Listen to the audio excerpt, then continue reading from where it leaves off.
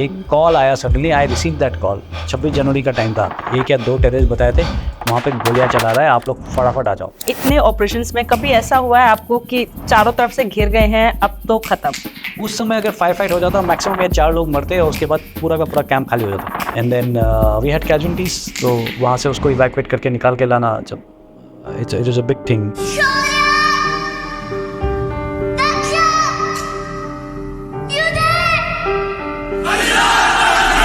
What is special forces? छोटी टुकड़ी दुश्मन के पीछे ड्रॉप करके वहाँ तबाही मचा देना ताकि दुश्मन सामने की भौर में फोकस ना कर पाए। तब एक कॉल आता है कि तू ज़्यादा सेलिब्रेट तो नहीं कर रहा है, तेरे एनर्जी का नंबर आ रहा है। एक स्काई मार्शल ऑपरेशन है जो बहुत लोगों को पता नहीं होता है, जो एयरक्राफ्ट के अंदर आपके ट्रेंड कमांडोज होते हैं और they just waiting, you can make out कौन कहाँ पे कैसे हैं। अगर कभी हाईजैक की कोई कोशिश करता है तो उनको वहीं पे दबा दिया जाएगा। Eyeball to eyeball जो बताते हैं कि आप यहाँ पे हैं, पाकिस्तानी आपके सामने कहीं 70 मीटर पे, कहीं 150 मीटर पे, और उस समय सीज फायर नहीं था और उनके स्नाइपर्स हमेशा आपको देख रहे हैं कि कहीं एक भनक पड़ जाए, टक टक गोली आती थी। Then now they knew where exactly the camp is.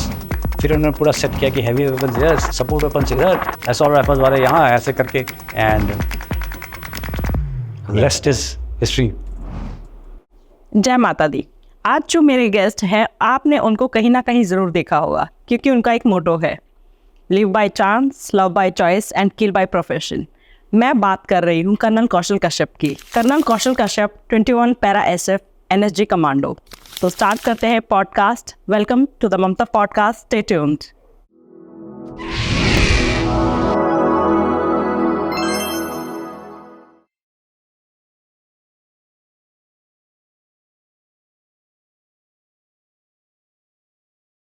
Colonel Kashyap, आपको इतना टाइम हो गया है फौज में, तो कैसी रही आपकी जर्नी? सबसे पहले तो madam thank you so much for having me here. मुझे बहुत अच्छा लगा कि आप लोगों ने मुझे इनवाइट किया, और मैं आपके और आपके व्यूज़ को बहुत बहुत धन्यवाद देना चाहता हूँ।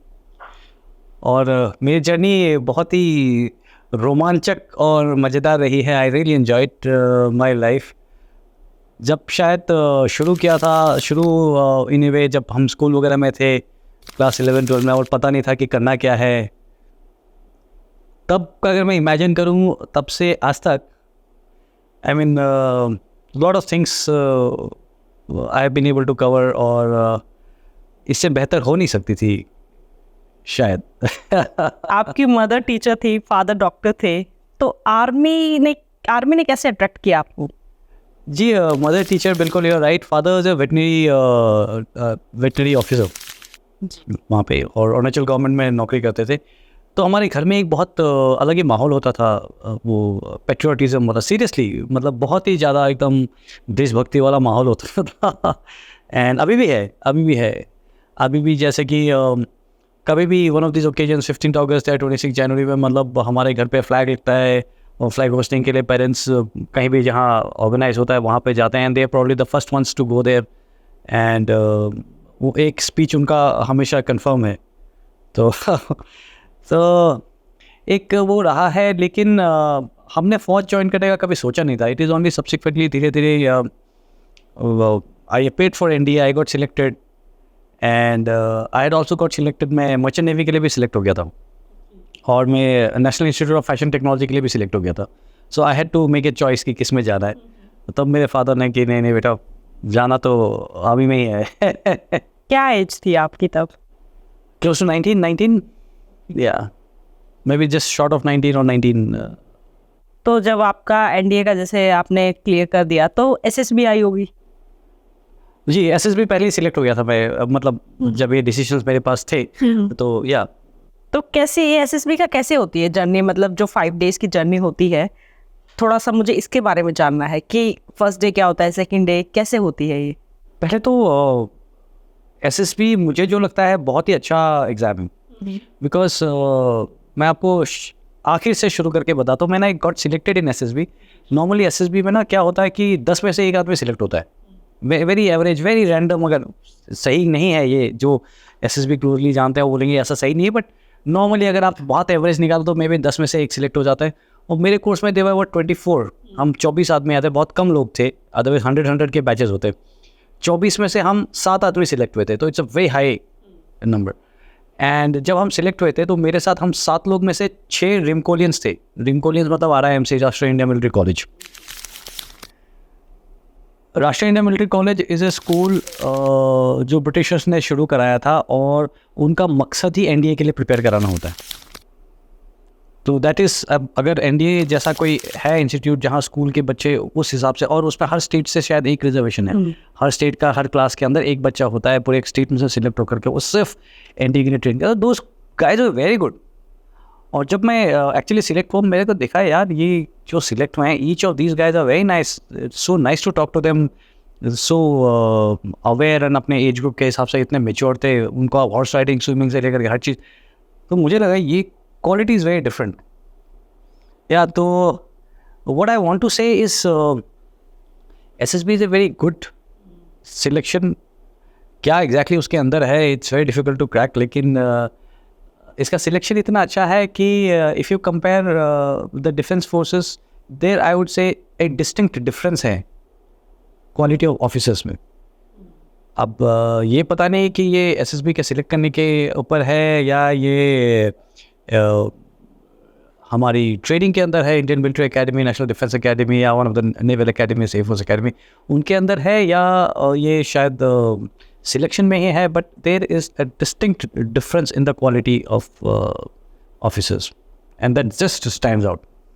कैसी होती है ट्रेनिंग NDA की? या उससे पहले, सॉरी यू डोंट माइंड, आपका मेन सवाल पे तो मैं अभी आया नहीं, ये तो प्रील्यूड, मुझे लगा शायद आपने घुमा दिया है, आप डिटेल में नहीं जाना चाहते। ये प्रील्यूड था। तो एग्जैक्टली अभी SSB में क्या होता है, I am not too aware, क्योंकि हमारे तो बहुत पुराने खिलाड़ी हैं। तो एक स्क्रीनिंग टेस्ट होता है आते ही, और उसमें बेसिक आपकी IQ टेस्ट होती है, और IQ के बाद में निकाल दिया जाता है जो भी मतलब उस रिक्वायरमेंट को मीट नहीं करता है। उसके बाद 3 बेसिक वो होते थे। फर्स्ट इज इंटरव्यू, जैसे आप मेरा इंटरव्यू कर रहे हैं वैसे आपका इंटरव्यू बैठ करके आपको इंटरव्यू करता है और आपसे सवाल जवाब करके आपके बारे में कि 1-to-1 इंटरेक्शन होता है। कैसे सवाल जवाब होते हैं? मतलब जनरल नॉलेज होती है या कोई पर्टिकुलर कुछ सब्जेक्ट पे ऐसे होता है? या it's a mix of general knowledge और पर्टिकुलर, मतलब आपको तलाशने की कोशिश करता है कि क्या इसमें कुछ भी लीडरशिप वाली क्वालिटीज़ है कि नहीं है। अगर मैं अपना याद दिलाऊँ तो उस समय मेरे जनरल नॉलेज बहुत ही वीक होता था और बहुत ज़्यादा मुझे पता नहीं था, इस हद तक नहीं पता था मुझे कि इनफैक्ट उससे पहले जब हम बैरक्स में रहते थे तो सारे पढ़ रहे होते हो, I was kind of not that वो कि तूने इसके बारे में पढ़ा उसके बारे में, मुझे लगता था यार क्या क्या है, मुझे तो कुछ नहीं पता।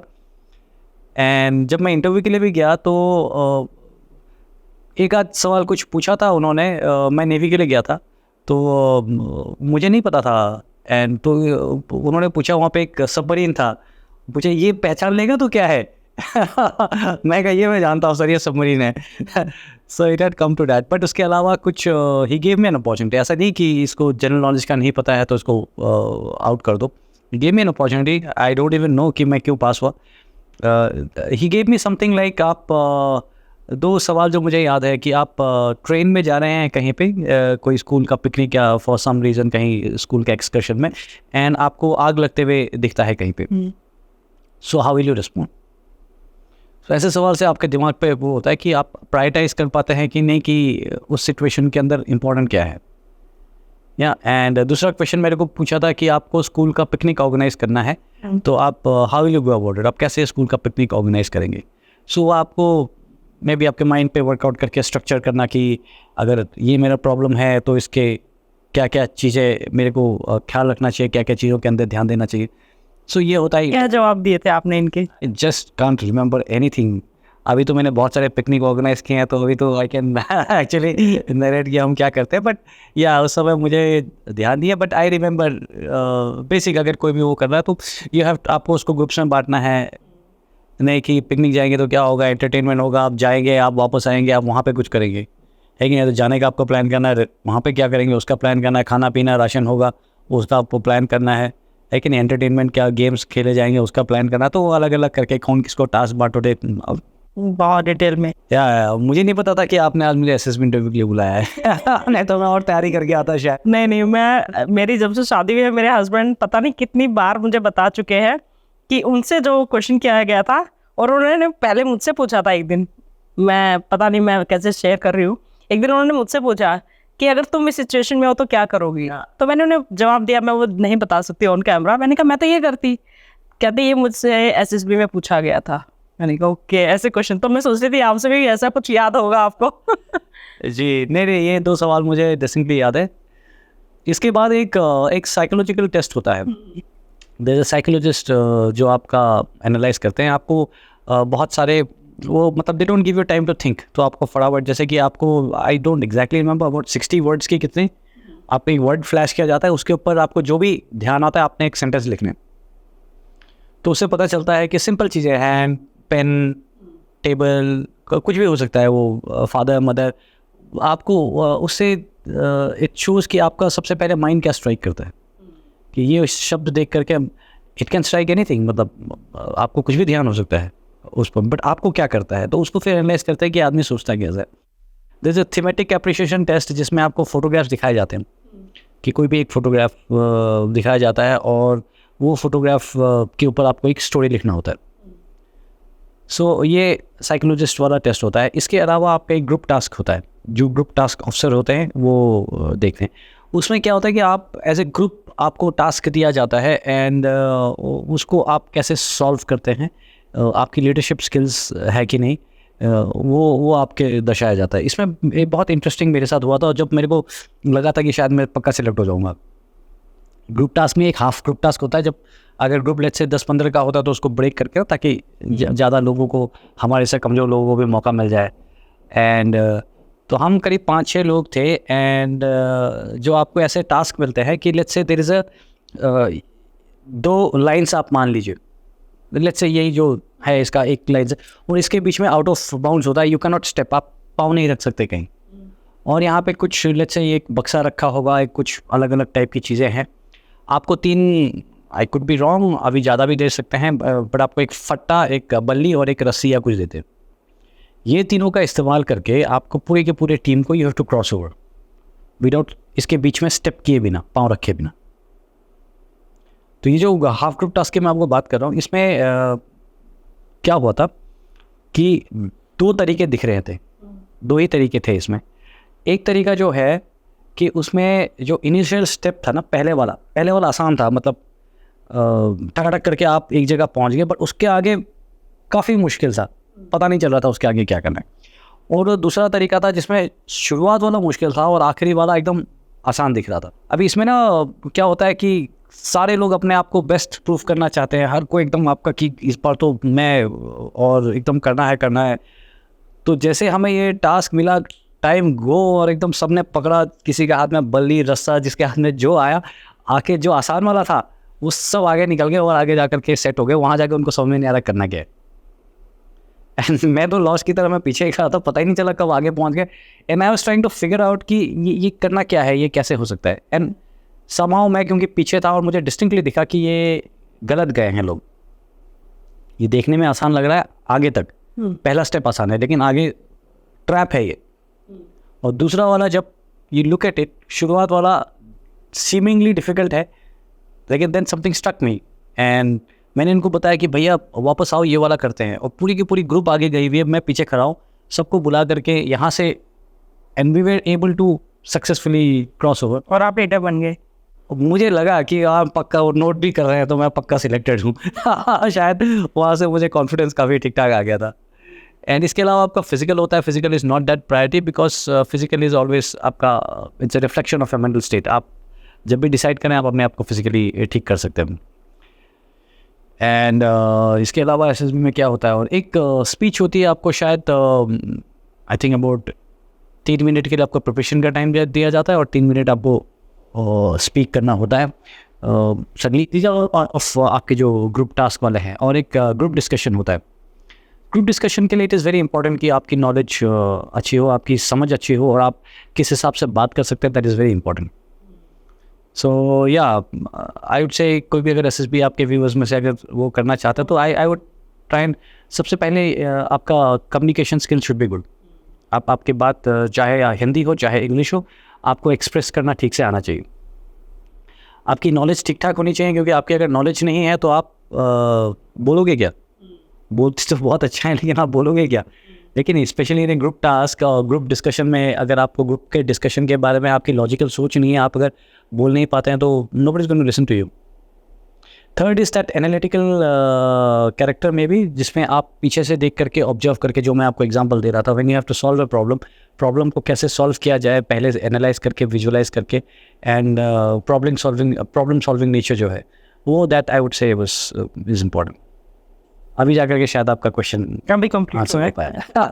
और ट्रेनिंग कैसी होती है इसकी, मतलब जब पहला दिन होता है, जब आप चले गए हो, तो पहला दिन कैसे ट्रेनिंग होती है, कैसा लगता है एनडी के अंदर? हाँ जी. एनडी के अंदर पहला दिन काफ़ी रिलैक्स करवा देते हैं ओके. शुरुआत में. या मतलब I'll tell you, जब मैं गया था समटाइम अराउंड 1998 के समटाइम अराउंड 28 या 29 ऑफ दिसंबर में, तो जस्ट 98 ख़त्म हो रहा था एंड 99 शुरू होने वाला था.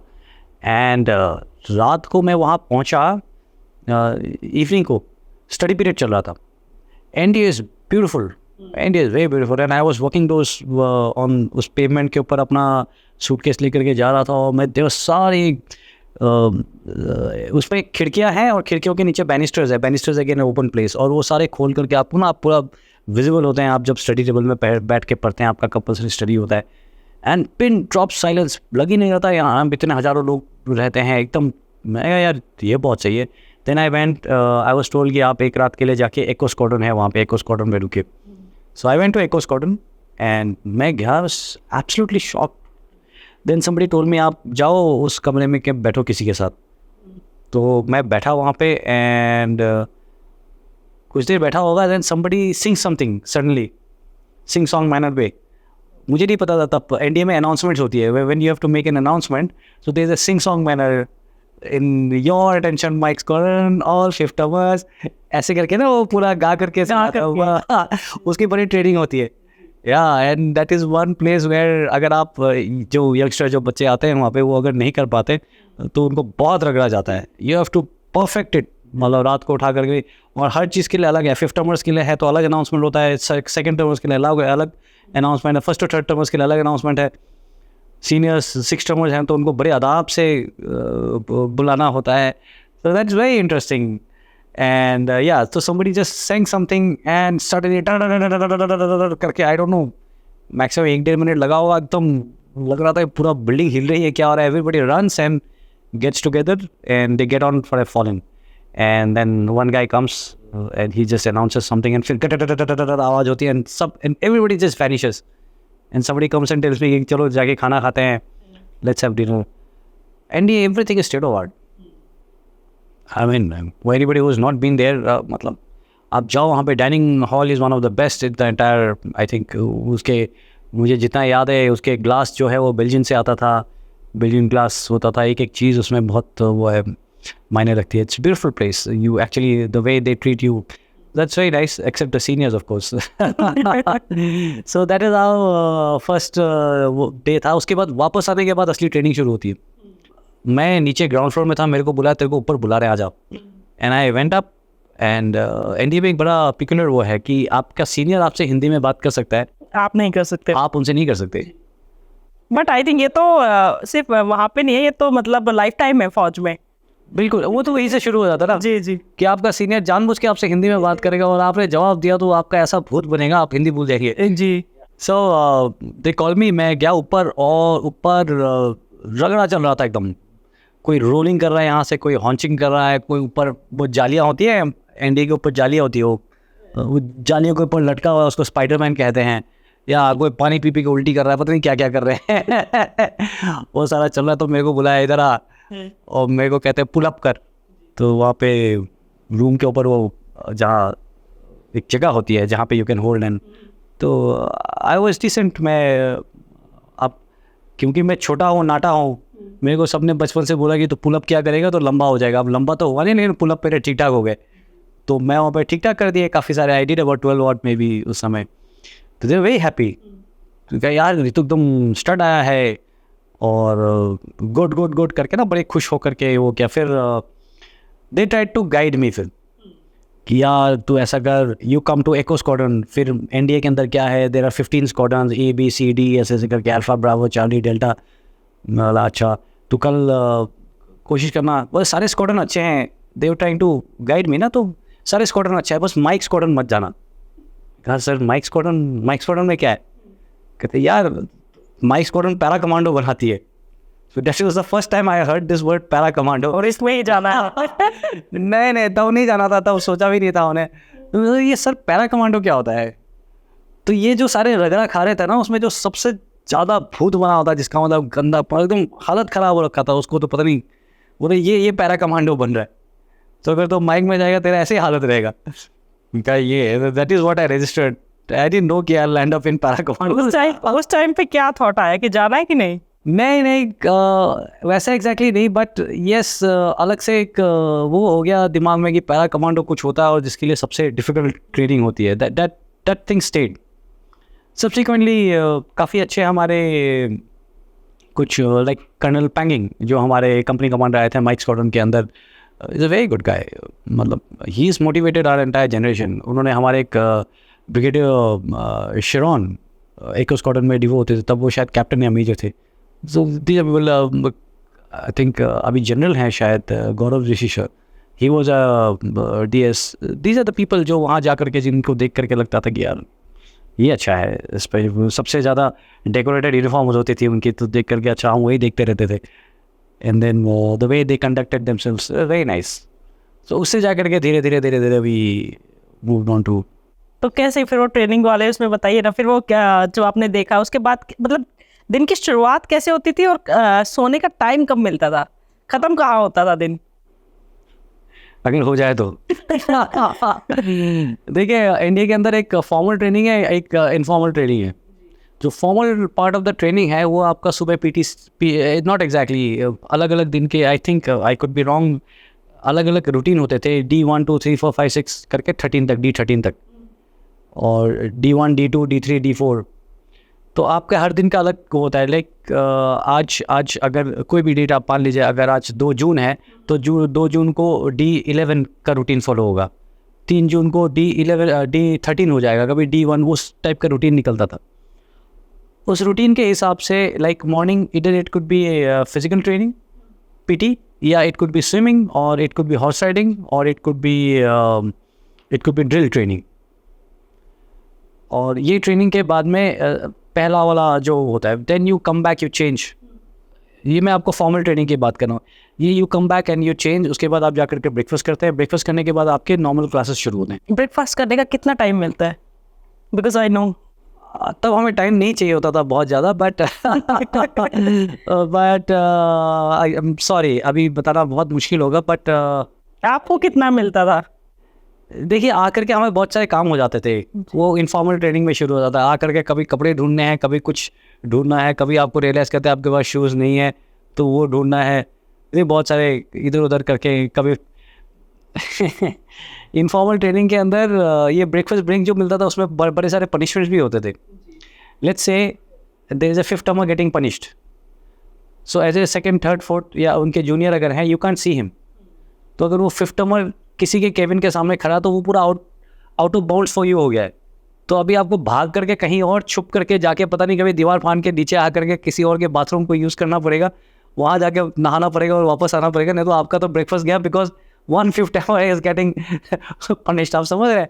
तो ऐसे सारे बड़े सारे चैलेंज हो जाते हैं। कभी किसी ने देख लिया, उसने आपको काम पे लगा दिया, ठीक है, तो इधर उधर करके आपके पास एज ए जूनियर काम टाइम कभी बचता था। But not with studying NDA के, आई डोंट रिमेंबर एनडीए में फिफ्थ टर्म से पहले कभी there no marching orders. No marching orders मतलब as a first second term आपका जो स्कॉन का बिल्डिंग है उसके अंदर भी आप चल नहीं सकते, आपको you always have to run double, तो you cannot walk. And academy के अंदर मतलब स्कॉन का तो मैंने आपको जो हाउस आपका जो जहाँ रहते हैं उसकी बात कर रहा हूँ, उसके बाहर भी देयर नो मार्चिंग ऑर्डर्स। तो मतलब देयर इज कोई मार्चिंग या वॉक नहीं कर सकता, आप कहीं भी जाते हैं आपको दौड़ के ही जाना है। सो पूरे दिन आप सोचिए आप दौड़ ही रहे हो एक तरफ से। या तो हम किसकी बात करते हैं? ब्रेकफास्ट। या so I don't know, but I think at least 10 minutes तो शायद मिल ही जाता होगा। 10 मिनट्स 5 मिनट्स के अंदर भी हम जा करके फटाफट, हम तो 2 बार भी खा लेते थे। परपेचुअल भूख होती है वहाँ पे हमेशा, यू ऑलवेज फीलिंग हंग्री। तो या उसके बाद ब्रेकफास्ट ब्रेक के बाद में आपके अलग अलग, जैसे आपका रूटीन में आपको बताया था, अलग अलग रूटीन के हिसाब से आपको कभी साइंस ब्लॉक में, कभी सोशल साइंस ब्लॉक में जा करके, बिकॉज एनडीए के अंदर you are getting your graduation, आपको इधर आप आर्ट से या आप साइंस से आपको ग्रेजुएशन मिल रहा होता है, तो हम जा करके वहाँ अलग अलग जगह आपको फॉरेन लैंग्वेज सिखाया जाता है। Everybody has got a foreign language जो आप सीखते हैं।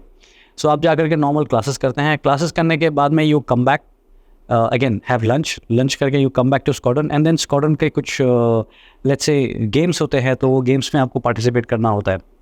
अगर गेम्स नहीं, अलग अलग सीज़न में अलग अलग वो चल रहे होते हैं। कभी लेट्स से एक सीज़न के अंदर हॉकी और वॉलीबॉल है, तो आधे लोग हॉकी खेल रहे होंगे, आधे लोग वॉलीबॉल खेल रहे होंगे, और ये खेलने के बाद या खेलने से पहले इन ऑल लाइकलीहुड आप शायद क्रॉस कंट्री प्रैक्टिस भी जाएंगे, क्योंकि आपको रन्स का प्रैक्टिस करना है। ये दिन भर जो दौड़ रहे हैं वो तो आप ऐसे लेजर टाइप है। इसके अलावा मैराथन्स होती हैं, जो क्रॉस कंट्री है, वो cross country is a big event, and जो सबसे ज़्यादा जीतते हैं उसको बड़े प्रेस्टीज के साथ वो किया जाता है। सो उसके अलावा गेम्स होती है, जैसे कि बॉक्सिंग वगैरह होती है, तो उसके लिए वो टीम्स अलग अलग से प्रैक्टिस कर रही होती है। सो ये होता है, शाम को वापस आकर के आपने नहाया धोया और आपके पढ़ाई लिखाई के क्लासेस, स्टडी पीरियड जो मैं आपको शुरुआत में बताया था, वो स्टडी पीरियड शुरू हो जाता है आपका। स्टडी पीरियड के बाद में you get down for orders for in, कि नेक्स्ट डे के ऑर्डर्स वगैरह या कोई और ऑर्डर्स है वो बताया जाता है। Then you go and have dinner, and आपका formal training, informal training informal training, ये जो फॉर्मल ट्रेनिंग के बीच में और इससे पहले और इसके बाद में जो हुआ, कभी भी आपके seniors, they are your bosses and they can keep rogering you. मैं आपको ब्रेकफास्ट ब्रेक का बता दिया था। मोस्ट ऑफ इट आप जैसे लंच करके वापस आए, वहाँ पे आपको कोर्स स्पिरिट सिखाया जाता है कि आपके अगर एक थर्ड टर्मर ने अगर कुछ किया है गड़बड़, और उससे पहले लेट्स से फर्स्ट और सेकंड टर्मर तो मतलब बच्चे होते हैं, दे कैन डू एनीथिंग, ठीक है। Third termer are the balance keepers.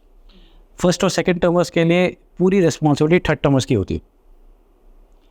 अगर किसी भी फर्स्ट और सेकंड टर्मर ने कुछ भी गड़बड़ किया, तो जो फोर्थ, फिफ्थ या सिक्स टर्मर है, they will never even ask that first टर्मर, पूछेंगे भी नहीं।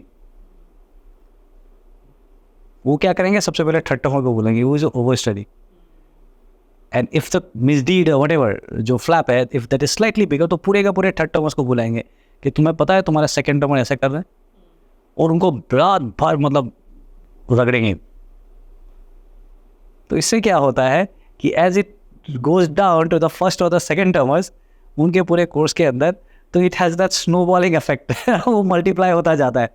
एंड थर्ड टर्मर, गलती तो एक ने किया था, वो सारे के सारे अभी थर्ड टर्मर्स खुद तक खाए हुए कि तुम्हारे वजह से रात भर हमारा रगड़ा लगा। और उसके बाद लेट्स से द थर्ड टर्मर्स उनको बुला करके 10 बजे से 11 बजे रगड़ करके कि I am just warning you guys, get out. और 11 बजे के बाद नाउ द थर्ड टर्मर्स सारे फर्स्ट और सेकंड टर्मर्स को निकालेंगे, अच्छा this is how you talk, you want to talk to in Hindi with your pop, and then सारे first termers, second termers, they will get rogered. तो this can continue till about let's say 1:32। फिर आप सोएंगे 3 बजे से पहले, तो आपको उठना होता है। 3 बजे से पहले उठ करके आपका एक मस्टर होता है, एज ए यंगस्टर आपका मस्टर होता है। लेट्स से अगर 5:30 इज़ अ मेन मस्टर, जहाँ पे सब इकट्ठा होकर के हम मॉर्निंग प्रेयर्स करके निकलते हैं, उससे पहले आपके कॉपल इज़ अ फोर्थ टर्मर, उसके रूम के सामने फर्स्ट टर्म कॉपल अलग होगा, सेकंड टर्म कॉपल अलग होगा। तो couple is responsible for all the first टर्मर्स, first term couple. तो उसके रूम के सामने सारे आएंगे, वो सबके इंस्पेक्शन करेगा, ड्रेस वेस सब ठीक है कि नहीं, सबका सब ठीक है कि नहीं। तो अगर 5:30 आपका वो है, तो 4:30 दिस विल स्टार्ट। एंड 4 बजे आपका थर्ड टर्मर जो ओवर स्टडी है, because the corporal is not going to ask you कि आपके जूते क्यों पॉलिश नहीं है। हर दिन पीटी से पहले हमें शूज़ पूरे ब्लैंक हो करके, आपके शूज़ एक्सेस शाइन करने वाले, टोस खड़े होने चाहिए, उसमें थोड़ा सा मार्क नहीं होना चाहिए। आप अगर ड्रिल के लिए जा रहे हैं तो आपके ड्रेस बिल्कुल एस एलिगेंट एंड स्मार्ट वो होना है। उसमें कुछ भी गलती होगा, no the fourth termer is not going to ask, so he is going to have the third termer. So third termer आपको 4 बजे बुला लेगा, और अगर आपको थर्ड टर्मर को 4 बजे करना है, तो आपने तो जल्दी उठना ही है। या तो मेरे ओवर स्टडी होते थे एनडीए में not name him, very fine officer, बहुत बचाया मेरे को उन्होंने। पहले मैं बचाया कह रहा हूँ, पहले बचाया भी फिर बचाया भी। तो एक ऐसा होता है जो आपको बजा भी रहा होता है, और एक ऐसा होता है जो बचा भी रहा होता है। एंड आई थिंक वो लाइफ टाइम याद भी रहते हैं। Very fine general doing very well.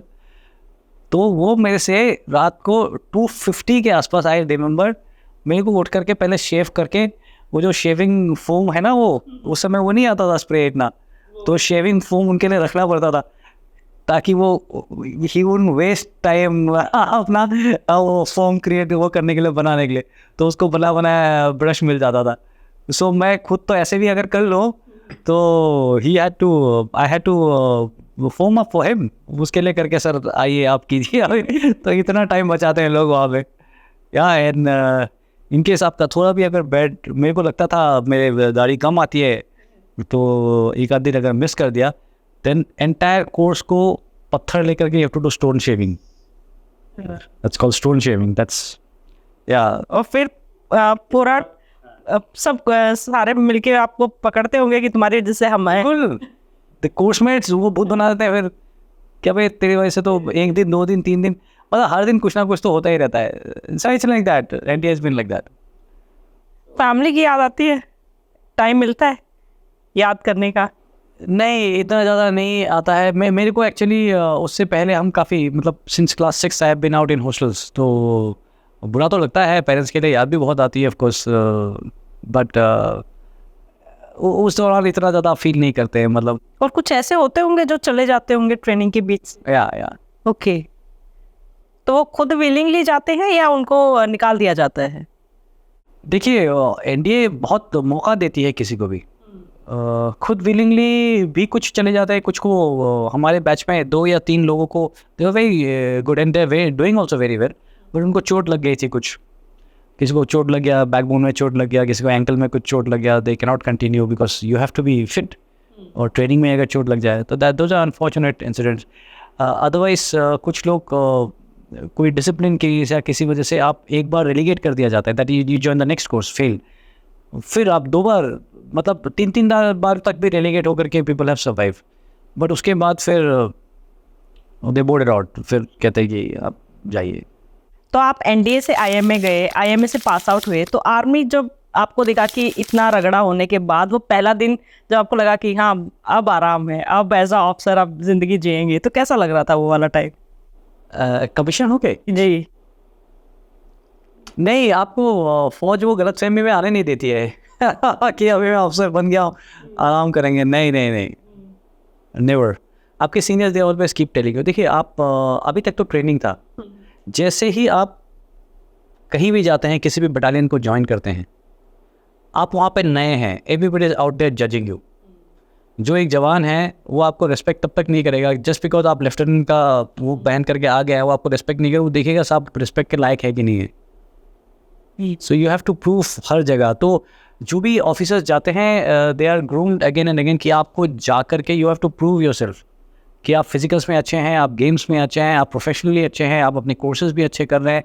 तब वो जवान भी देखता है ना कि हाँ ये तो एक्चुअली, नहीं तो वो यार तो हमारे से भी गया गुजरा है, इसको क्यों हम रेस्पेक्ट करेंगे, इसको तो खींच करके हमने बीपीटी पास कराना है, बीपीटी से run 5 kilometre run with battle gear, तो इसको तो सॉरी मैं तो भूल जाता हूँ कि आप भी आर्मी से हैं। मुझे पता, लेकिन ऑडियंस को तो नहीं पता। अच्छा है आप बता रहे डिटेल में जी। तो वो खुशफहमी के साथ लोग नहीं जाते हैं। लोग जब भी जाते हैं they are out there and they want to कि अभी I have to create a mark in my battalion. अभी तक तो चलो जो भी था हंसी मजाक कि वो फ़र्क नहीं पड़ता कि मैं मेरिट में टॉप था, मैं मेरिट में नीचे था, जो भी है ऑफिसर बन गया हूँ मैं। बट अभी जहाँ मैं जा रहा हूँ अगले 20 साल 25 साल वहाँ मैंने निकालना है, और मेरी इज्जत क्या है, मैं कौशल कश्यप को जो लोग याद कैसे करते हैं, वहाँ पे कहते हैं ना वो हमाम है, हमाम में सारे जो भी है I will not get into that, but वो वहाँ पे सबको पता है कि आप अच्छे हैं ख़राब है, आप कैसे हैं, आपके अंदर क्या है। वहाँ पे you need to have a good image in your battalion. तो everybody goes prepare to work harder कि अभी जाना है और मैंने और मेहनत करना है और मैंने अच्छा परफॉर्म करना है। तो जैसे मैं आई गॉट कमीशन इन 3 जाट। मैं स्पेशल फोर्सेस के लिए ऑप्टी तो पहले से होता था बिकॉज मैं आपको बताता एनडीए से, बट एनडीए में मुझे एक सर्जरी हो गई थी मेरे बाएं घुटने के अंदर। मैं हैंड स्प्रिंग का डेमो दे रहा था और मैट थोड़ा ऊपर खबर था एंड जस्ट लैंडेड और पूरा मेरा नी वो हो गया था and there is a meniscus tear, तो I had to get it operated. Thankfully सबने मदद की एंड मैं NDA से अपने कोर्स के साथ पास आउट हो गया.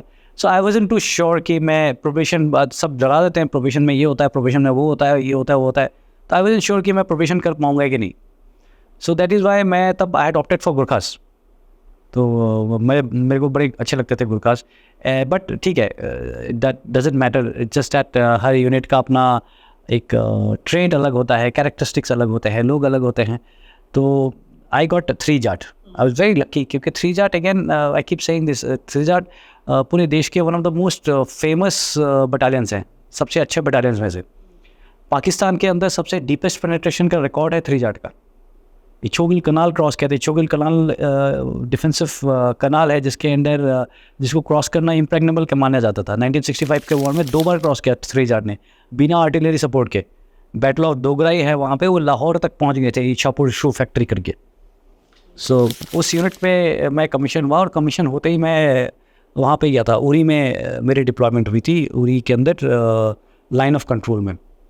तो वहाँ पे ऐसा है कि आप बिल्कुल line of control, eyeball to eyeball जो बताते हैं कि आप यहाँ पे हैं, पाकिस्तानी आपके सामने कहीं 70 मीटर पे, कहीं 150 मीटर पे, कहीं 300 मीटर पे, अलग अलग आमना सामना. और उस समय सीज फायर नहीं था और उनके स्नाइपर्स हमेशा आपको देख रहे हैं कि कहीं एक भनक पड़ जाए, टक टक गोली आती थी. और जब किसी का मूड अच्छा होता था या सेलिब्रेट करने का मूड होता था तो बमबारी शुरू हो जाती थी, आर्टी शेलिंग. और दवा करके यहाँ पे ब्राउनिंग मशीन गन से लेकर के they had all different type of machine guns. वो हमारे ऊपर खोलते थे फायर, हम उनके ऊपर फायर खोलते थे. और फिर ऐसे ही आज खुशी का दिन है. आज इंडिया जीत गया है क्रिकेट, या किसी दिन पाकिस्तान जीत गई है क्रिकेट, तो उन्होंने सेलिब्रेट कर दिया. या तो वहाँ तो ऐसे ही होता था. और माय गुडनेस, ये जो आर्टी शेलिंग होती है वो बिल्कुल भूत बना देती है. यू एक्चुअली लिसनिंग टू करके जो आवाज़ आ रही है वो शेल जा रहा है. कि किसी ने बताया था कि आप कैसे पहचानते हो कि आर्टी का गोला आपके ऊपर आ रहा है कि नहीं. कैसे, सच में बताइए कैसे पहचानते हैं आप? वो शेर करके जाता है, बम हो जाता है तो मतलब वो बच गए आप. वो शेर करके अगर आता है और आपके ऊपर बम हो जाता है तो आप खत्म है. नहीं, तो जैसे वो आ रहा है ऐसे मजाक बनाया जाता है यार. नहीं, you don't see it. Okay, you don't see it. आप उसके आप बंकर के अंदर बैठ जाते हैं उस समय, क्योंकि उस समय बाहर कोई नहीं होता. आप बंकर के अंदर से देख रहे होते हैं और जब शेर करके आगे वो बम नहीं होता, आवाज आ रही है तो बच गए. आवाज आ गया तो बच गए. So that's how it is. So हम वहाँ पे थे और वहाँ पे काफ़ी डिफरेंट मतलब एंड बहुत अच्छा होता है अगर आपका पहला ही टेन्योर ऐसे हार्ड फील्ड के अंदर हो जाता है जहाँ माइंस बिछी होती है हर जगह. और आप दिन में हो या रात में हो, क्योंकि 1947-48 में हाजीपुर पास के बिल्कुल सामने था हमारा.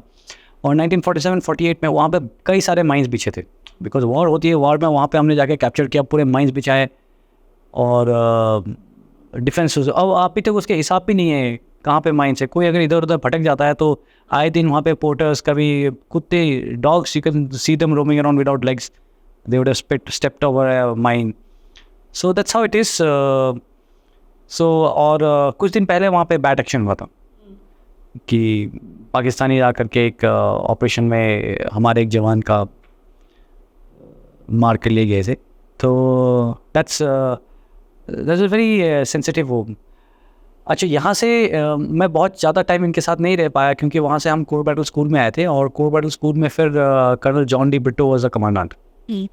और उनकी बातें सुन करके ही from 9 para SF, very legendary figure, very legendary. And बहुत सारे हमारे जनरेशन के ऑफिसर्स वो कर्नल ब्रिटो के वजह से आज स्पेशल फोर्सेस में है. मतलब I also owe a lot to him. तो उनके किस्से, उनके कहानियाँ जिस हिसाब से सर ने कंडक्ट कराया था कोर बैटल स्कूल में, सीरियसली गॉट मोटिवेटेड. मैं कहा यार ज़िंदगी एक ही है, अगर करना है तो कर लो. पैरा SF सबके लिए अपना है. मतलब हमें लगा कि आप इधर सोचते रह जाओ कि यार SF बहुत अच्छा है, मैं भी होता था, मुझे करना चाहिए था, या वहाँ पड़ा है, कोशिश करो और ले लो. कोशिश तो करो, क्या पता आप फेल हो जाओगे. बट आप फेल हो जाओगे ये डर करके आप ऑप्ट ही नहीं करेंगे तो कैसे होगा. At least go for it, try. Maximum क्या होगा, आप फेल हो जाओगे और वापस इतनी अच्छी बटालियन तो मिली हुई थी ना मुझे. I was just happy there. So I opted and immediately आ गया मेरा probation. And since then I was with my unit. तो आपने 21 पैरा एसएफई की चूज़ की जिसकी टफेस्ट ट्रेनिंग होती है। नहीं ऐसा बोलूँगा तो बहुत लोग मेरे एंगेज हो जाएंगे। बिल्कुल, हम जरूर मानते हैं कि हमारे ट्रेनिंग भी बहुत टफ होती है और हम सबसे अच्छे भी होते हैं। बट सबका अपना मानना होता है। मतलब you ask somebody from MARCOS, Garud, या वो भी बोलेंगे कि उनके सबसे ट्रेनिंग होता है। आप मेरे से पूछेंगे तो मैं तो बोलूँगा स्पेशल फोर्सेस क्यों सिर्फ 21 पैरा एसएफ का सबसे अच्छा ट्रेनिंग होता है। बट वो हमारा स्पिरिट है, वो हमें, जो हम एनडीए की बात करते हैं वो एनडीए के अंदर वो डाल दिया जाता है और उसी की वजह से लड़ाई करते हैं लोग, उसी की वजह से जान जोखिम में डाल करके they go and attack, assault a feature और do anything that is very difficult to achieve. Okay, मैं आपको बता रहा था, मैंने उस समय 9 para special forces, 9 para SF, 9 para commando होती थी। 9 पैरा कमांडो सबसे नोन थी, सबसे लेजेंडरी उनके वो थे और उनके बड़े फेमस ऑपरेशंस होते थे। और कर्नल ब्रिटो भी 9 पैरा एसएफ के थे, तो मैं भी 9 पैरा ही मैंने ऑप्ट किया था। बट मेरा ये दूसरे फ्रेंड शैतान, कर्नल शैतान, ही वॉज ऑल्सो देयर और he had also opted for 9। हम 2 या हो गए थे। तो कर्नल ब्रिटो ने बोला, यार तू नॉर्थ ईस्ट का है, you go to north east, it's going to help you. So he send me to north east and that is हेल्प मी, एंड दैट इज़ हाउ आई लैंडेड अप इन 21 पैरा एसएफ। बाकी 10 पैरा एसएफ डेजर्ट में रहते थे, मैं डेजर्ट से बहुत डरता हूँ, मेरे से नहीं रहा जाता। And hats off to those guys. So that's how I came to 21 para SF. तो पैरा एसएफ की ट्रेनिंग में और पैरा रेजिमेंट्स की ट्रेनिंग में क्या बेसिक डिफरेंस क्या होता है? आज की डेट पे all the para battalions are converted into special forces, so I am sure सबका ट्रेनिंग एक जैसा ही है अभी। पहले वो कॉन्सेप्ट थोड़ा अलग होता था। पहले कॉन्सेप्ट होता था कि there is a requirement of airborne, कि आपको पैराशूट से ड्रॉप कर दिया गया है। जैसे कि अटैक करने के अलग अलग तरीके होते हैं, तो अटैक करने के लिए जो नॉर्मल इन्फेंट्री जाती है उनको पैरा ड्रॉप करके, ताकि और वर्सेटाइल है, वहाँ से जा करके आपको अटैक कर सकते हैं। इसलिए वो ज़्यादा लार्ज फोर्स होते थे, उनके पास BMPs ये सब होते थे, तो वो तब का वो होता था। आजकल जो लोगों ने देखा है कि स्पेशल फोर्सेस की रिक्वायरमेंट ज़्यादा है आजकल। जैसे आप अगर यूनाइटेड स्टेट्स को देखेंगे, वो पूरा का पूरा जंग स्पेशल फोर्सेस से ही लड़ाई कर लेते हैं। तो इसीलिए they have converted all the para battalions into special forces, और आजकल जनरली सेम है। ये सही है, मतलब जैसे आप बता रहे हो कि उन्होंने पूरी फोर्स को ही स्पेशल फोर्सेस में कन्वर्ट किया हुआ है, तो क्या ये सही है? मतलब अगर अपनी कंट्री भी ऐसे करे तो ये ठीक रहेगा?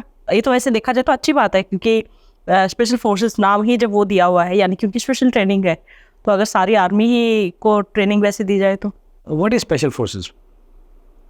स्पेशल फोर्सेस वो हैं जब नॉर्मल दो कंट्रीज फाइट करती हैं आमने सामने से, तो this is the infantry that fights.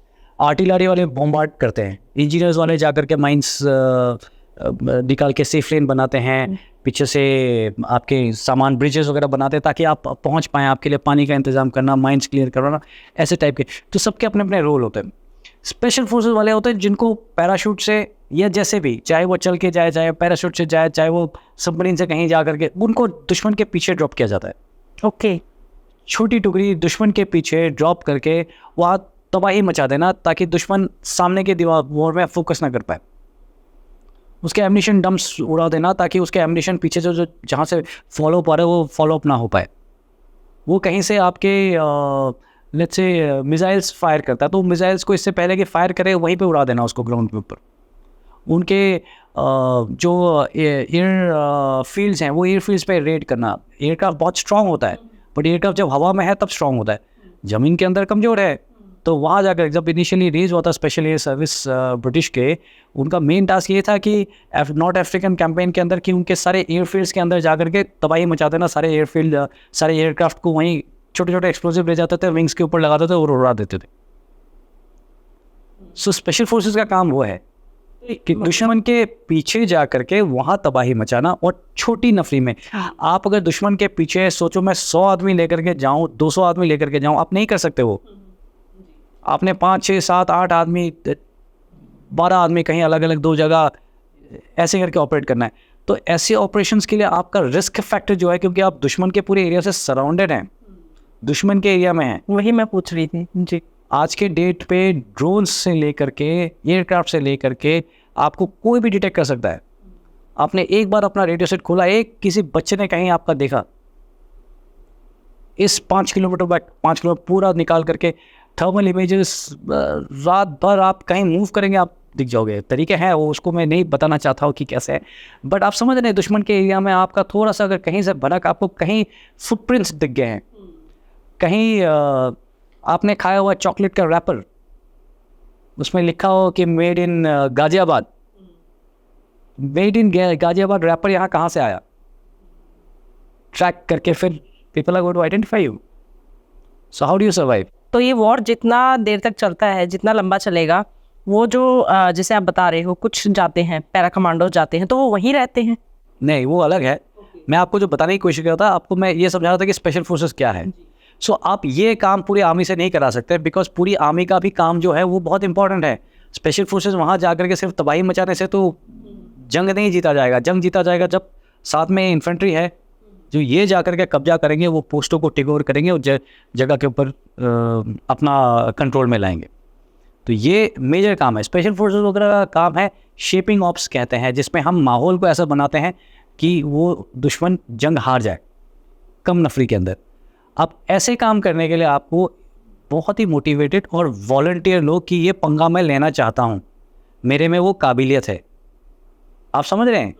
बाकी जो है इन्फेंट्री वो तो मासेस में जाते हैं, स्ट्रेंथ के साथ जाते हैं। 1:3 का अटैक रेशियो होता है कि अगर एक वहाँ पे डिफेंस में है तो हम 3 आदमी जाकर के उसको अटैक करेंगे, बट वो अलग से करने के लिए तो ये आप पूरे के पूरे फोर्सेस से आप नहीं करा सकते हैं। अगर आपको जाना है हेलीकॉप्टर इतने के पूरे फोर्स को मैं पीछे ड्रॉप कर, तो वो मुश्किल है। वो स्पेशल फोर्सेस सिर्फ वॉलंटियर से नहीं बनता है, सिर्फ मोटिवेशन से नहीं बनता है, उसके अलावा आपको स्पेशल इक्विपमेंट देना पड़ता है उनको। सारा इक्विपमेंट आपका state of art communication equipment आपके पास, बेस्ट ऑफ द वेपन्स, आपको डेमोलिशन के लिए बेस्ट ऑफ द चार्जेस, क्योंकि आपको जाकर के वहाँ अगर कुछ भी वो करना है, नाइट विजन गॉगल्स, हर चीज़ आपका, पानी का पैक से लेकर के आपके पिट्ठू, सब चीज़ के ऊपर आपका गवर्नमेंट का इन्वेस्टमेंट होता है। वो आप सबके लिए नहीं कर सकते। That is why special force, आप सबको मतलब स्पेशल फोर्सेस नहीं बना सकते। स्पेशल फोर्सेस सिलेक्टेड और most selected and motivated and physically fit, mentally strong वो बंदे आते हैं हमारे जैसे। बिल्कुल आप जैसी। नहीं, बिल्कुल आपके जैसे। तो जैसे मानिए वॉर हो रहा है, तो कितने टाइम तक वो रह सकते हैं? देखिए, इसका मैं आपको जो जवाब मैं किताबों से, मैं आपको एक्चुअली आर्मी का नहीं बताना चाहता हूँ, मैं आपको बट आइडिया अगर देना है, जो किताबों में लिखा हुआ है, आप स्पेशल एयर सर्विसेज वगैरह क्या क्या बुक पर, गोरखा रेजिमेंट वगैरह सेकेंड वर्ल्ड वॉर के टाइम पे 8-8 दिन सेल्फ डिपेंडेंट होकर के ऑपरेट करती थी। उनको 8 दिन से ज़्यादा चाहिए था, इसीलिए स्पेशल फोर्सेस को उन्होंने रेज किया था। अब डिपेंडिंग ऑन टास्क का कैसा है, ये मैं नहीं, ये मैं बुक्स को मैं आपको शायद नाम भी शायद बाद में शेयर कर पाऊँ कि कौन से बुक्स में लिखा हुआ है। सो इसीलिए उन्होंने ये स्पेशल एयर सर्विसेज जो हैं वो उन्होंने रेज किया था कि उससे ज़्यादा दिन आप ऑपरेट कर पाओ। आप अगर हमारे देखेंगे चिंडिट्स हमारी एक फोर्स होती थी, that was a brigade size force, जो बर्मा कैंपेन के अंदर ब्रिटिशर्स ने वो किया था।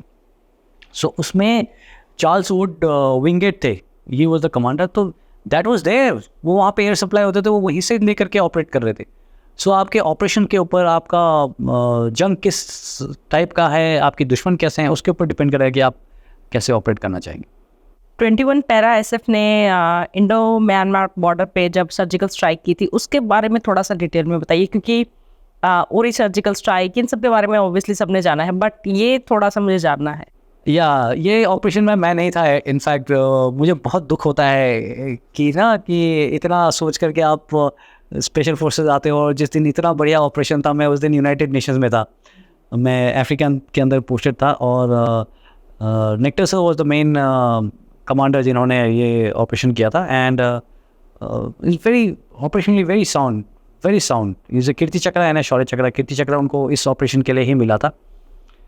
एंड इस समय हमारी टीम 21 पैरा एसएफ की एक टीम मोबिलाइज हो करके वहाँ जा रही थी, यूएन, मतलब हमारे साथ जो कुछ ट्रुप्स थे वो वापस आ रहे थे, और नई वाली इंडक्ट हो रही थी, वो चेंज ओवर हो रहा था पूरी की पूरी टीम।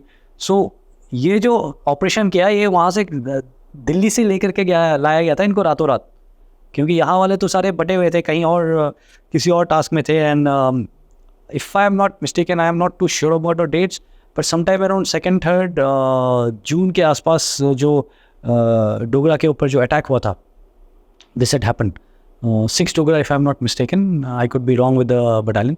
तो उनके ऊपर जो अटैक हुआ था समटाइम अराउंड 2-3 जून के आसपास हुआ था। एंड उस समय ये वाली पूरी पार्टी हमारी जो थी वो दिल्ली के अंदर, आप समझ रहे हैं उनका फ्रेम ऑफ माइंड क्या था कि अभी तो यूनाइटेड नेशंस में जाना है और उनको इतने इम्पोर्टेंट मिशन के लिए वापस एयरक्राफ्ट लगती हैं, उनको रातों रात वहाँ से मूव किया जाता है and they come here. It's very interesting operation. और जैसे मैंने बताया, मुझे बहुत दुख होता है इसके बारे में सोच कर कि मैं उसका हिस्सा नहीं था। कैसे प्लानिंग कैसे करते हैं पहले, मतलब कुछ प्लानिंग होती है कि कैसे, ऑब्वियसली आप एक सर्जिकल स्ट्राइक कर रहे हैं तो क्या प्लानिंग होती है कि कैसे? नॉर्मली ऑपरेशंस के अंदर बहुत डिटेल प्लानिंग होती है, बट इसके अंदर हम चाहते थे, जो हमें इवन जो मैंडेट दिया गया था कि कम से कम समय के अंदर बड़ा से बड़ा धमाका करना है, तो इसलिए टाइम थोड़ा कम था, डेट्स हमारे फिक्स थे। सो इसके अंदर नॉर्मली हम जब प्लान करते तो there is lot of deliberation. और जबकि हम मणिपुर के अंदर बहुत समय से 2004-05 से we have been operating in Manipur, so हमें उस एरिया का नॉलेज था। And the good thing is Nectar sir was there, and Nectar sir thorough, मतलब मणिपुर के इंसर्जेंसी के बारे में से लेकर के, is a Manipuri himself, and वहाँ का insurgency nobody knows better than him and of course हमारे साथ ज्योतिन सर भी थे। बट उस ऑपरेशन के दौरान Nectar sir was there and he knew that, and उनको आइडिया था कि उस एरिया में we have been following that camp. हम वो कैंप को काफ़ी दिन पहले से हमारे पास सारा डेटा होता है, एंड उस कैंप के बारे में भी हमें जनरल आइडिया थी कि यहाँ पे एक कैंप है, लेकिन कैंप को हमने कभी सामने से नहीं देखा हुआ था। एग्जैक्टली आप जंगल के सामने, तो वो एरिया आपको दिखता था। यहाँ अपने एरिया से भी जब भी हम ऑपरेशंस में सामने जाते थे, हमें दिखता था कि उस एरिया के अंदर, हमें पता था कि कैंप है, बट मैप में हमने मार्क करके रखा था, but exact pin point location क्या है वो हमें नहीं पता था। तो कैसे ढूंढते हैं आप? सो 2-3 दिन हमने वहाँ पे सर्वेलेंस किया था, एंड उसमें a vehicle was scene on A bend, तो उससे हमें एक आइडिया मिल गया कि इस जनरल एरिया के अंदर, एंड ये जो कैंप हमने टारगेट किया था, देखिए कैंप्स भी उनके चेंज होते रहते हैं, और हमने ये camp I think sometime around 2012-13 के बाद में ट्रैक करना बंद कर दिया था। So when you have to go for an operation and such an operation at such level, जिसमें एकदम टॉप हायरार्की से ले करके आपको मॉनिटर किया जाता है, यू कैन फॉल्टर। आप गलत नहीं जा सकते हैं कि आपने गया और वहाँ तो कैंप था ही थी, फिर आप क्या करेंगे। या तो they did and they got the general idea of कहाँ पे शायद कैंप है। स्कूट ऑफ जो नेक्टर सर ने जो प्लानिंग किया था, हमारे CO colonel Ranjit Jha was the commanding officer, तो उन्होंने जो प्लानिंग किया था, बिकॉज वहाँ पे we knew where the water is, and if there is a huge camp it has to be dependent on the, और इतना बड़ा कैंप क्योंकि वहाँ से पूरा वो नॉर्थ वाले जो इवन नागालैंड के आसपास जो छोटे छोटे कैंप्स थे, उनके सारे का सारा सस्टेनेंस यहाँ से होता था। So it has to be close to a road जहाँ से आपके सप्लाईज वगैरह, और ये हमेशा रहेगा करके। सो इसीलिए this particular camp was targeted. So इन्होंने क्या किया, इसको देख करके we just got a idea कि कहाँ पे है camp, and the date if I am not mistaken date was also fixed sometime around 8 या 9 ऑफ जून तक हमें टाइम दिया गया था कि इसको आपको करना है। And this guy launched, and I don't no अच्छा या ख़राब, वहाँ पे कुछ हमें शिकारी मिल गए थे जो वहाँ म्यांमार के थे। नॉर्मली यू सी ए शिकारी, you call of that operation, but क्योंकि हमें करना ही था, एंड तो इनको ले करके साथ में गए, एंड इनको पता था। सो कैंप के पास में जा करके they would just not move. तो हमारे पास इंटरप्रेटर्स थे, उनको बोला कि भैया बात करो इनसे, बोला सर इसके आगे तो जाएंगे ही नहीं लोग, because they are very scared. And उससे हमें कंफर्म हो गया कि भैया सामने कैंप है। So we got on to a height, and वहाँ से हमने जा कर के देखने की कोशिश की, बट हमें जंगल के अंदर कुछ पता नहीं चल रहा, there is nothing that was seen. So generally getting an idea कि कहाँ पे कैंप होगा हमारा, हमने सोचा कि चलो इसको रात को वी हैव टू स्ट्राइक, और हम करीब 12 बजे will move, and first light से पहले विल गेट इनटू लोकेशन, पूरे स्टॉप्स लगाएंगे ऐसे ऐसे करके, इस जनरल एरिया में कैंप होगा। हमें जनरली जो आइडिया था कैसे लगेंगे, and then we will assault. So जो हमने प्लान किया था कि 12 बजे तक लेट एवरीबडी स्लीप, अगर कोई हुआ है तो 12 बजे तक वी वर जस्ट वेटिंग कि सारे सो जाएंगे। But something very interesting happen. करीब 9 बजे के आसपास this guy open fire Tammy, हाँ वो हमारी पार्टी को लगा कि ये क्या है, शायद सरप्राइज लॉस्ट हो गया। That is the first thing. आप इट्स वैसे तो लाइन जो इंटरनेशनल बॉर्डर वगैरह है ये तो सिर्फ लाइन है ऐसी, बट वो लाइन का बहुत आपके साइकोलॉजी पे इफेक्ट पड़ता है when you operating behind and without telling the Myanmar government आप उस एरिया के अंदर हैं।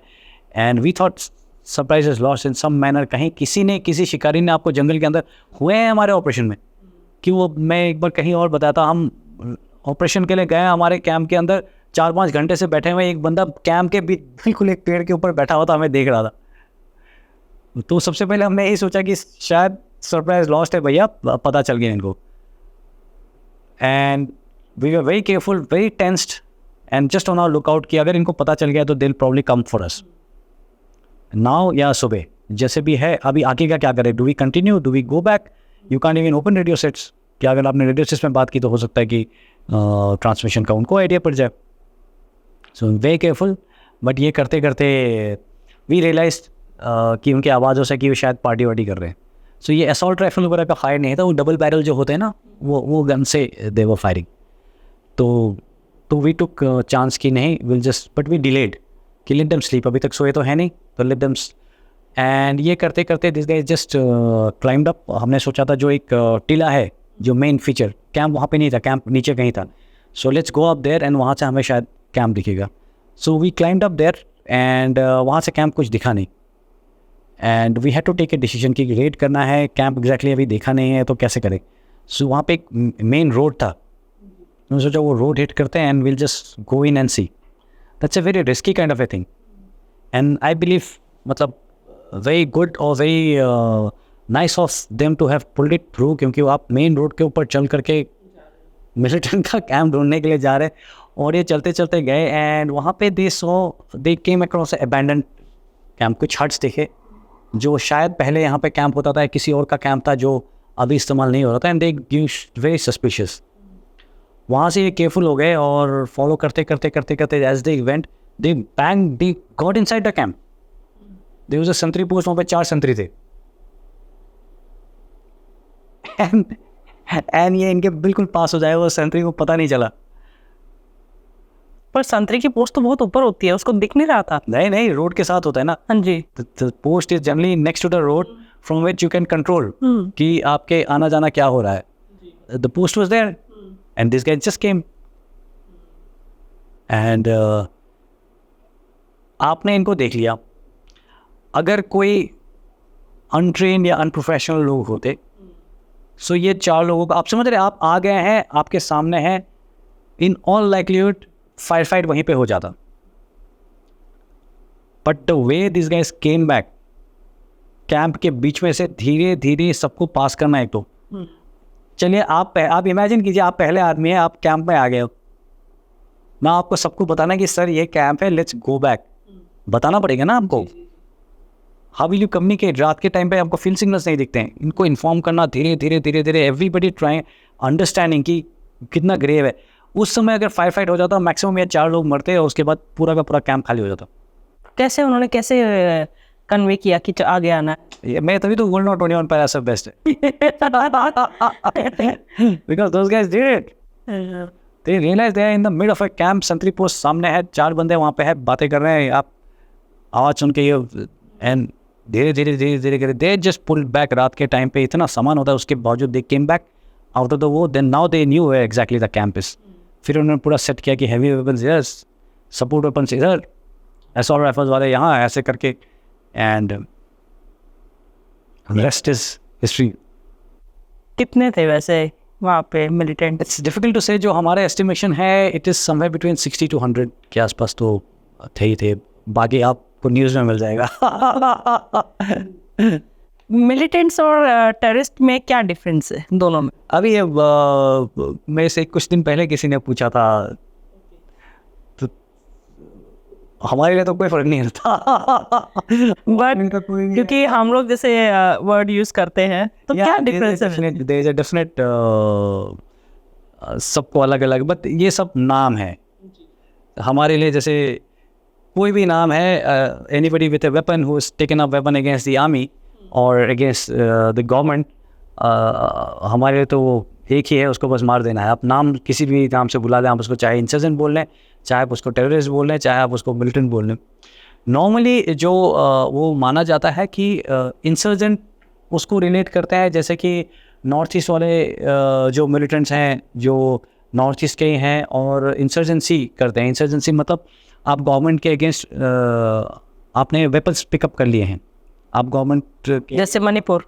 हाँ जैसे मणिपुर में, इवन असम में, या जो लोकल वो होते हैं। Terrorism is a larger word. Terrorism Osama bin Laden से लेकर के उस टाइप के वो हैं जहाँ पे आप टेरर का इस्तेमाल करते हैं to drive home your point, your agenda. जो टेररिस्ट, आप समझ रहे हैं, टेरर खौफ को करना मतलब आपने कहीं बम्बार्ड कर दिया है, कहीं आपने एरोप्लेन के अंदर बॉम्ब रखे हैं, कहीं आपने रेलवे स्टेशन के अंदर बॉम्ब रखा है। These are not insurgents.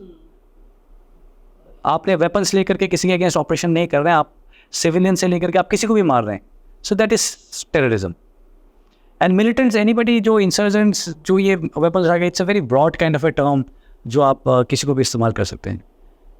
लेकिन जैसे मैं बता रहा हूँ कि हमारे लिए ज़्यादा फ़र्क नहीं पड़ता है। Anybody with a weapon, specially जहाँ पे आर्मी को डायरेक्शंस दिए गए हैं सॉर्ट आउट करने के लिए या एरिया को कंट्रोल करने के लिए, हम बाद में पूछते हैं कि ये मिलिटेंट था कि टेररिस्ट था। क्योंकि जब मैंने फर्स्ट टाइम सुना था तो मैंने कहा मिलिटेंट मतलब वो थोड़ा ना मिलिट्री वर्ड से वो मैच होता है। That is to do with, yeah, you're very right. That is to do with somebody who's picked up arms and in a military kind of a fashion is trying to target the armed forces. तो आप बहुत young age में young captain थे जब आपको शौर्य चक्र से नवाजा गया, तो क्या फील थी, क्या मूवमेंट थी, और वो किस ऑपरेशन के लिए आपको शौर्य चक्र मिला था? जी, इसके बारे में तो कई बार जिक्र हो रखा है, तो मैं आपको छोटा छोटा बताता हूँ। ये क्या हुआ था ना, उस समय माहौल ऐसा था कि एक पर्टिकुलर कम्युनिटी को एक टेररिस्ट ऑर्गेनाइजेशन बहुत बुरी तरह से टारगेट कर रही थी। दे वर बीइंग टारगेटिंग एवरीवेयर, जा करके अलग अलग जगह पे जा करके मार रहे थे। तो उस समय हमारी टीम डिप्लॉयड होती थी मणिपुर के अंदर, और रातों रात हमें बताया गया कि चलिए आप उस एरिया में मूव कीजिए, 2-3 स्टेट क्रॉस करके अलग जगह पे, और हम वहाँ पे पहुँच गए थे। और 10 दिन के अंदर हमने एक मिलिट्री न्यूट्रलाइज कर दिया था, और करीब 1.5 महीने के अंदर हमने उनके जो कमांडर वगैरह थे वो सबको वी हैड किल्ड। तो उस वजह से जी शौर्य चक्र मिला था। Just that we were lucky, और कुछ नहीं। इसमें जब पहले वाला ऑपरेशन में जब हमने 1 मिलिटेंट मारा था, 10 ही दिन हुए थे, और मैं कुछ ज़्यादा शायद एडवेंचरस टाइप का होता था, तो I knew the local language वहाँ पे, और मैं एक स्टूडेंट बन करके वहाँ अंदर चले गया था। और जा कर के वहाँ बहुत सारे अंदर लॉगिंग होती थी, वुड स्मगलिंग, टिम्बर स्मगलिंग। तो बहुत सारा छोटे छोटे लॉग कैंप्स होते थे जहाँ पे कुंडों को काट करके ना वो फट्टे बना करके फिर वहाँ से वो होता था। तो मैंने कुछ दोस्त बनाया, बोला कि मेरे अंदर कैंप है। उनका अच्छा तुम्हारा कैंप है, दिखाया यार मेरे को, मैं तो बहुत अच्छा लगेगा, एक बार मैं अंदर जाऊंगा। मैं तो ऐसे ही दोस्त बनाए और उनके साथ मैं गया अंदर। एंड जहाँ हम जा रहे थे तो आई हैड इन्फॉर्मेशन, वहाँ पे इन लोगों ने मेरे को पहले, वहाँ जो मेरे दोस्त बन गए थे वो, कि अंदर चेकिंग होती है, मतलब यहाँ पे मिलिटेंट्स देयर आर प्लेसेस जहाँ पे उनके पोस्ट्स हैं और चेकिंग होती है, तो बी वेरी, मतलब डरना नहीं। तो मैं कहा मैं क्यों डरो यार, तुम निकल जाते हो, तो मैं भी तो सिविलियन हूँ। I started believing like that.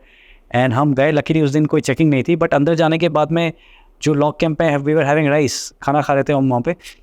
तो पता चला बातों से कि पास में एक हटमेंट है, कुछ 4-5 मकान थे वहाँ पे मिलिटेंट्स आए हुए हैं। अब मैं और मेरा बड़ी 2 आदमी गए थे यहाँ पे। अब आगे जा कर के अगर मिलिटेंट्स ने 2 आदमी बाहर के देख लिए तो they will just shift. In fact एक भी देख लिया तो they will just shift, but still I had to go and see, क्योंकि जब तक आप नहीं देखोगे जंगल के अंदर आपको पता ही नहीं चलेगा। इट्स वेरी डिसोरिएंटिंग कि इस एरिया में बहुत ज़्यादा दूर था नहीं, वो 500-600 मीटर ही था, but you can't make out. तो नॉट वी स्टैंडिंग, मैं गया वहाँ पे, मैं कुछ बहाना बनाया कि कुछ श्रब्स वहाँ पे लोकल खाने वाला वो कलेक्ट करके आते हैं, तो एक छोटा सा लड़का लिया और गए। और हम जैसे ही पास पहुँचे, थोड़ा सा मेरे को दिखने लगा। मैंने कहा यार मेरे को तो पेट खराब हो रहा है, तू ढूंढ के ला, मैं यहीं बैठता हूँ। तो I set there, I took a stock of entire, कितने हट दिख रहे थे, मेरे मेंटल स्केच की कहाँ क्या है, एंड वी केम बैक। और वापस आने के बाद में इमीडिएटली रश्ड बैक कि सर हो गया मैं को वापस चल दो। केम बैक, मेरा जो टीम था वहाँ पे उस समय जब आए थे तो brigadier Yogesh Sharma was a team commander, very fine gentleman. तो सर को बोला सर सैनिक समझ ले रहे थे, मैं कहा सर खबर है अभी इमीडिएटली जाना है हमें, because if you launch now only then will be able to hit. तो सर वाज वेरी नाइस, बोला कि चलो चलते हैं। And we went and we got, उसमें क्या हुआ था, वी केम अक्रॉस, वो हटमेंट लेट्स से ऐसे करके है, और एक साइड से जाकर के हमने प्लान किया था कि मिलिटेंट्स यहाँ होने के चांसेस थे, तो वी प्लानिंग कि हम ऐसे करके इस साइड में जा करके वी विल स्टॉप्स सब तरफ से and then we will engage from one side. But what happened, पहला स्टॉप रखा और हम जा रहे थे ऐसे, that is when these guys saw the militants बिल्कुल सामने। Now you have to call, take a call कि इधर प्लान करके हम पूरा जा करके अच्छे से करें या हम जब भी कर दें। तो वी डिसाइडेड कि नहीं, जो दिख रहा है उसको हम लेट्स या तो उसमें एक्सचेंज ऑफ फायर हो गया, वी रश ताकि हम पीछे से पहुंच जाए, बट तब तक बाकी लोग निकल गए थे। जो भी हुआ वी वे सक्सेसफुल। सेकेंड वाला, उस समय ये तो चले एक ही रात में we just went and we cleared, but उस एरिया के अंदर वी रियलाइज कि नोबडी वोर शूज़, कोई जूता नहीं पहनता था। क्यों? गांव वाले थे, बारिश हमेशा बारिश रहती थी वहाँ पे, तो जूते ऐसे आपके गीले रहेंगे और आपका पूरा कीचड़ घर गंदा होता रहता है, तो सारे नंगे पाँव घूमते थे। तो वी रियलाइज़ कि वहाँ पे अगर पहले तो हमने ट्राई किया कि हम सिविल जूते पहन के चलें, बट सिविल जूते भी 7-8 आदमी एक साथ सिविल जूते पहन के चल रहा है तो एनीबडी सस्पिशियस, डाउट हो जाएगा। या तो हमने प्रैक्टिस किया बिना जूते चलना, एंड फाइनल वाले में we did and nobody got to know कि हम आए हैं। एंड ये मैं बताता रहता हूँ बार बार, ये जब हम गए ना पूरा जंगल जला हुआ था। आई हैड समबडी, एक सोर्स था जो बताने के लिए कि अंदर जा कर के आपका एक जगह है जहाँ पे लोग आते हैं।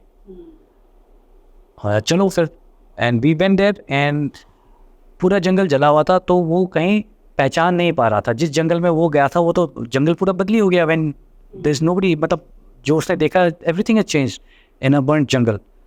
तो इसको रिलेट ही नहीं कर पा था, ये घुमाया जा रहा है हमें दिन भर। मेरे सारे जो साथ में थे गुस्सा हो रहे, यार साहब इसको कुछ नहीं पता, चलो इसको वापस लेके चलते हैं, कुछ नहीं साहब चलते वापस, ऐसे ही घुमा रहा है।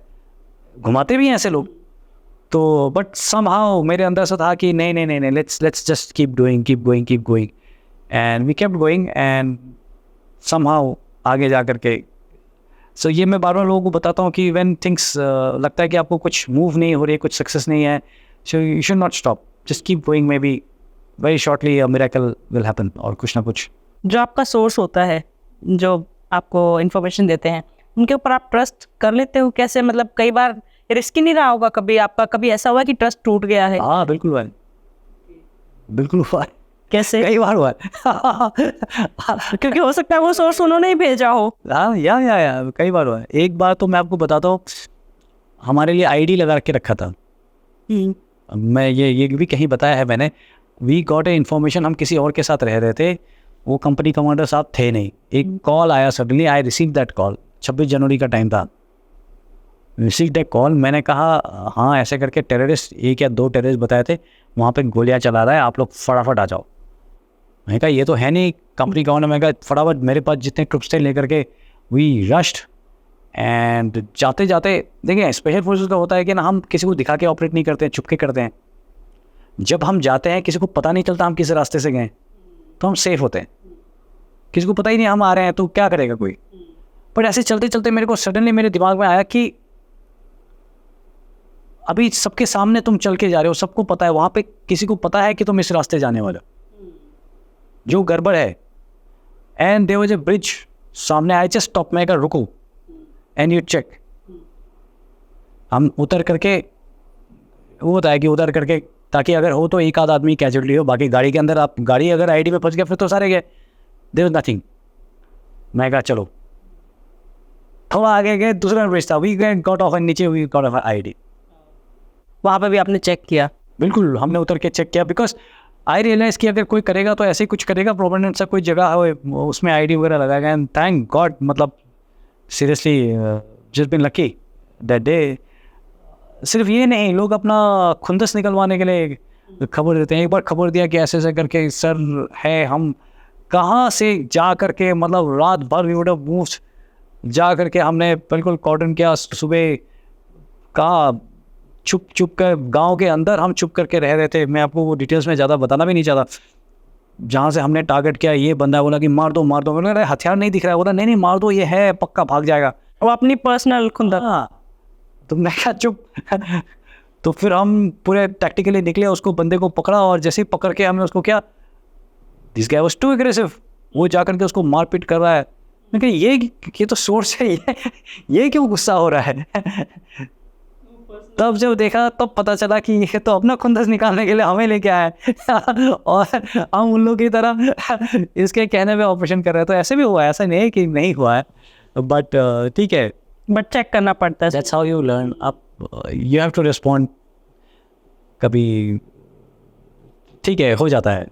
एक ऑपरेशन ऑल क्लियर है जिसके बारे में तो बहुत सुना है, बहुत पढ़ा है गूगल पे। तो ऑल क्लियर क्यों नाम दिया है, ये मुझे जानना है। क्या था उस ऑपरेशन? आप वो भूटान वाले ऑपरेशंस की बात कर रहे हैं? जी जी, उस समय क्या हुआ था, भूटान गवर्नमेंट के साथ में इंडिया की काफ़ी वो है, तो गवर्नमेंट ने उनके साथ प्रेशर डाला था या जो भी है, उन्होंने डिसाइड किया था कि उस समय सारे कैंप्स जो वहाँ पे नॉर्थ ईस्ट के मिलिटेंट्स है, उल्फा इंडिया भी, उनके सारे कैंप्स वहाँ होते थे। तो उन्होंने डिसाइड किया था कि इनको यहाँ से भगाना है, इनको यहाँ से निकालो, नहीं तो हमारा एरिया ख़राब कर रहे हैं। क्योंकि होता है वो लोकल एडमिनिस्ट्रेशन के साथ में, वहाँ पुलिस के साथ में भी उनके भी प्रॉब्लम्स हो रहे थे। सो उन्होंने वहाँ से सारे ऑपरेशन करके इनको भगाया था।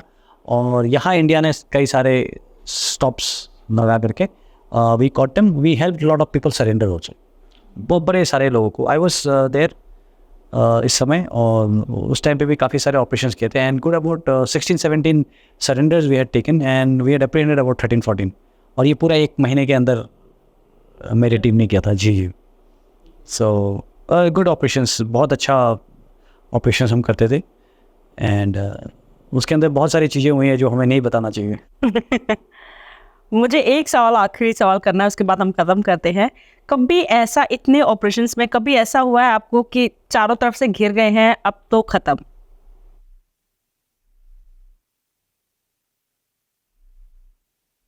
ऐसा आग एक लगाओ कि चलो या तो आर होंगे आर पार वाली, और चलो एक बार आग बंद करके परिवार को याद कर लो, कभी ऐसा आया है?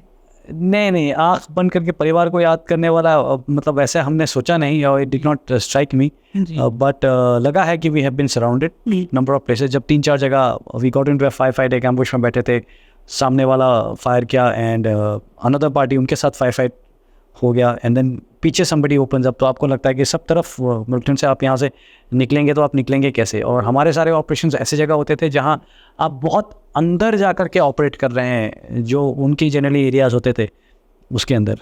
And then we had casualties, तो वहाँ से उसको इवैक्यूएट करके निकाल के लाना, जब it is a big thing, काफ़ी लगा था। बट हमारे ऊपर चढ़ करके लोग फायर कर रहे थे और आप बिल्कुल ट्रैप्ड हैं। उसी समय जब 3 और जगह फाइट शुरू हो जाती है तो अच्छा डिफिकल्ट टू, और ठीक है, गॉड हैज़ बीन काइंड, निकल के रिलीफ मिला? यस, निकल के रिलीफ हो गए। स्पेशली आप ऐसी जगह जब जाते हैं तब किसको पता नहीं चलता, बहुत अंदर आप पहुंच जाते हैं, वहाँ जाकर के आप ऑपरेशन करते हैं। लेकिन जब वापस आते हैं, अगर आपके पास कैजुअलिटी है या आपने मिलिटेंट्स मारे हैं, उनको लेकर के आना है, तब आपको थोड़ा बड़ा रास्ता चाहिए। और उस समय आप समझ रहे हैं, लोगों को पता चल जाता है कि यहाँ से आ रहे हैं, और तब बहुत रिस्की हो जाता है, because you are a sizeable target, आप अच्छे खासे टारगेट हैं जो आपको एंगेज कर सकते हैं। तो इस पॉडकास्ट को हम यहीं एंड करते हैं, बट इसका पार्ट 2 भी है, जिसमें कर्नल कश्यप ने जो एनएसजी में कमांड की है उसके बारे में बात करेंगे। जय माता दी। तो आपको कैसा लगा ये पॉडकास्ट, ज़रूर कमेंट्स में बताइएगा। आप नेक्स्ट गेस्ट के लिए देखना चाहते हैं, या कोई ऐसा गेस्ट है जिनको आप चाहते हो कि मैं दोबारा इनवाइट करूं, प्लीज़ मुझे बताइएगा। कोई ऐसा क्वेश्चन जो आप चाहते हैं कि मैम अगर आप इस गेस्ट को बुला रहे हो तो ये क्वेश्चन ज़रूर करना, तो मैं उन्हें भी कंसिडर करूँगी। आपने पूरा पॉडकास्ट देखा, लेकिन अगर आप इस पॉडकास्ट के सिर्फ क्लिप्स देखना चाहते हैं, आपके पास टाइम नहीं है या आप ट्रैवल कर रहे हैं, तो मेरे आप दूसरे चैनल को सब्सक्राइब कर सकते हैं, द ममता पॉडकास्ट क्लिप्स। उस चैनल को आप सब्सक्राइब करिए, उस पर हमने पूरे पॉडकास्ट की छोटी छोटी क्लिप्स डाली हुई हैं। तो आपका जो भी फेवरेट टॉपिक है, जो आप शेयर करना चाहते हैं, आप प्लीज़ वहाँ जाकर शेयर कर सकते हैं। जय माता दी।